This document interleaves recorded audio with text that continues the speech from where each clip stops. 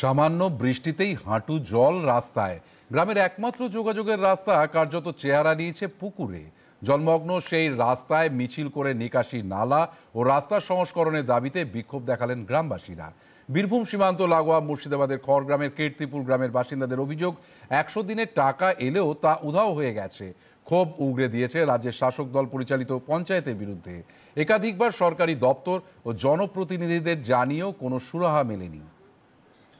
রাস্তাঘাটের কোনো উন্নয়ন হচ্ছে না, পুরনো রাস্তাঘাট, গাড়ি ড্রেনের সংস্কার হচ্ছে না ঠিকমতো, ড্রেনের জল, নোংরা জল রাস্তার উপরে ছাপিয়ে আসছে, বৃষ্টির পরিবর্তে ভেসে যাচ্ছে রাস্তা দিয়ে। স্কুল কলেজের স্কুলের ছাত্র, ছোটো ছোটো বাচ্চারা ঠিকমতো যেতে পারছে না, জলে চমক করতে করতে যেতে হচ্ছে। স্কুল পৌঁছে তাদের গায়ে হাত পায়ে তাদের একটা শারীরিক সমস্যা হচ্ছে, চুলকানি। এইখানে দুটা মন্দির আছে, একটা মসজিদ আছে।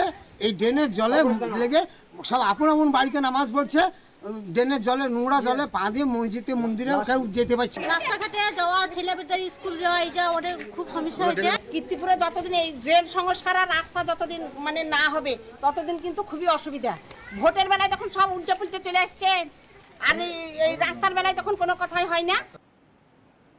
খড়গ্রামের বিডিও মিলনী দাস জানান, দ্রুত ব্যবস্থা নেওয়া হবে।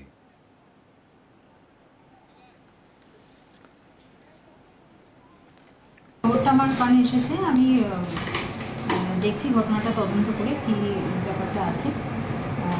পঞ্চায়েত থেকে না হলে আমরা পঞ্চায়েত সমিতির থেকে ইমিডিয়েট একটা ব্যবস্থা করব।